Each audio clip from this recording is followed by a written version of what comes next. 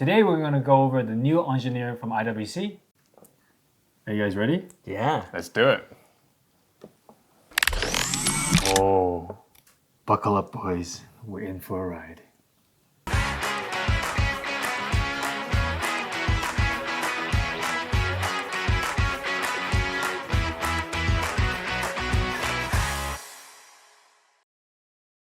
Hey guys, welcome to our new series, Buckle Up.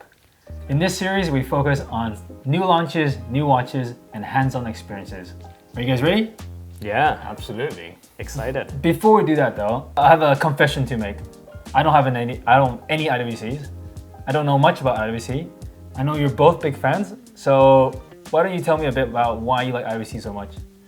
Yeah, I think while I've been collecting watches for many years, right, IWC was one of my favorite brands when I first started up, and it still remains to be one of my favorite brands now.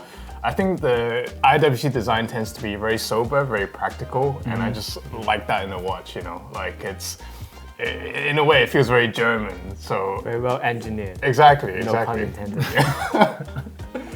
Yeah, what about you, Carlos? Because I know that you're a big fan of the Ingenieur series itself, and you own quite a few yourself. So the Ingenieur is the first watch that got me started in watch collecting. It's the watch that I got for my wedding. So yeah, I'm very excited today to be able to see this for the first time. Yeah, I think throughout the years, the Ingenieur design has evolved a lot, right? So what are you guys anticipating the most from the latest release? Well, what I expect and what I want are kind of two different things. I guess what I expect is probably a slightly bigger watch, because probably drawing some inspiration from the original one. But what I want is maybe a slightly smaller one that fits well around like wrist size. I think so too. I think ease of wear is very important, right? Especially in this day and age, where one wants to wear like a steel sports watch and use it for everyday activities. Do you think it's going to be in steel? Obviously, they played around with a lot of different materials in the past, right? Titanium, ceramic, Ceratanium. Yeah. So I probably in steel it would be my guess. What about you? I think steel would be good. I think precious metal would make less sense, but let's see. You guys ready? Yeah. Yeah, let's do it. All right. Oh. Oh wow. Should we take it out? Yeah. All right. So obviously, I think the checkerboard design on the dial is reminiscent of the original Jumbo with that similar dial, right? So I think that's really cool. It kind of brings it back to the historical Genta design, the first Genta design with the checkerboard dial, which I really like. I mean, Carlos has already put it on his wrist. Sorry, How does it feel? I wasn't listening to you. Just give me the watch. Just give me the watch. He's like, just strap it on right away. I think it feels nice. You mentioned that you wanted something smaller. What do you think about the size? I think this is probably in 40, right? But it kind of wraps around your wrist very nicely, I think. The top link bends down very quickly from the lugs, so it wears a bit smaller than it looks. Yeah, I think from what I've seen, the older ones actually have this mid link as part of the case, and in this version, they've actually managed to keep that aesthetic, but actually this mid portion is actually a new link now. So what this means is I think this ergonomically means that it allows the bracelet to drape down much quicker. So ergonomically, it's gonna be able to fit on slimmer wrists, even though the watch is slightly bigger. And they finally managed to put the 5 indents at the correct place. So on the earlier ones, these screws were not functional. Am I right? Yeah, I think they're just aesthetic. And the bezel was just a screw on. In, yeah. Whereas on these ones, it looks like these are actually functional. So these screws actually fix the bezel onto the case, which means that you're able to achieve a consistent positioning of all of the screws. One thing I really like about it is that the crown guards, they are quite a great size. they don't seem to be too obtrusive, and they perform the function of protecting the crown without being too dominating in terms of the size. Another thing I really like about it is the bracelet quality. I feel like IWC is really up their bracelet game, and it's probably one of the better bracelets I've seen from IWC in recent years. You can see a lot of different finishing methods on this bracelet. You've got the polished beveling, and then the brushed and the design itself also kind of ties in with the H-link design, like the vintage versions, which is great. I've also noticed that on the side of the bracelets, they've removed the pinholes. So you can actually see that they don't actually have it on the first few links. Whereas I think on the older versions, they had pinholes on the sides.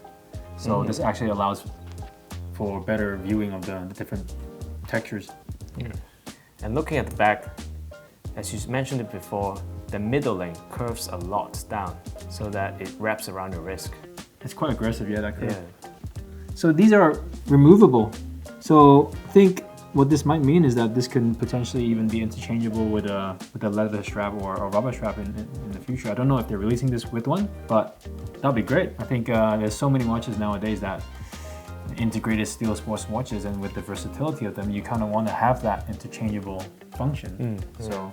Yeah, I agree. I think having different strap options would be good. With a watch like this, if you can have the choice between like the bracelet and also maybe like a rubber strap or leather strap option, it will allow you to just sort of change it up and achieve a few different looks with the same watch, right?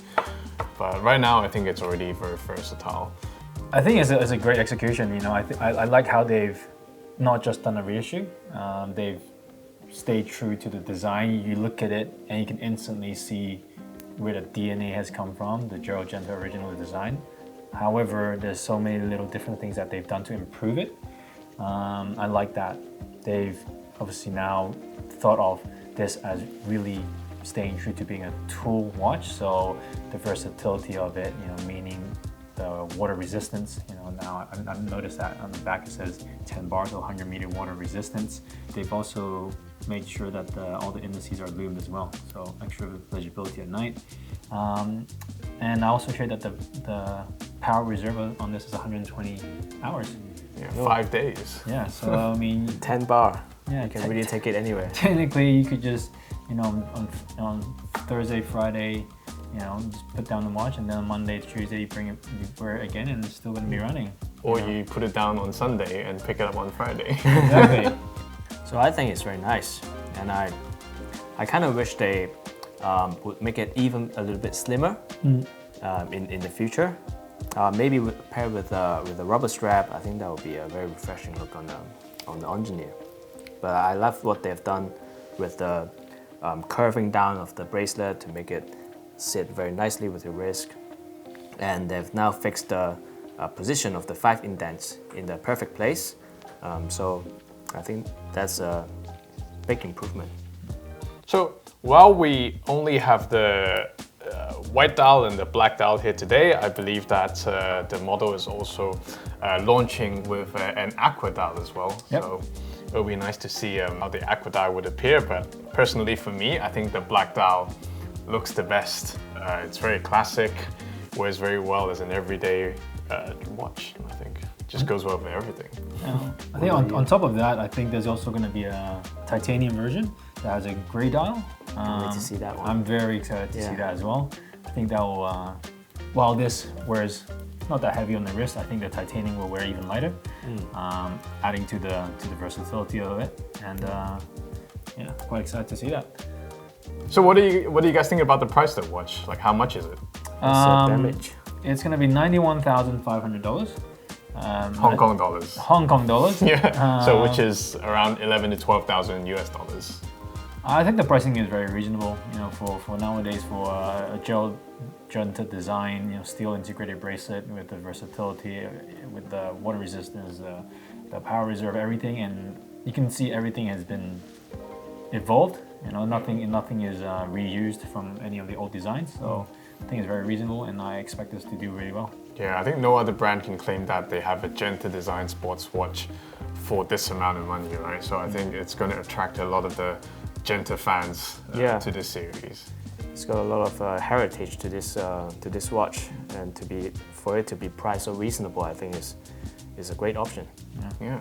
So, well done IWC, and thanks for lending us these spectacular new releases for us to experience. Thanks for watching our first episode in our Buckle Up series.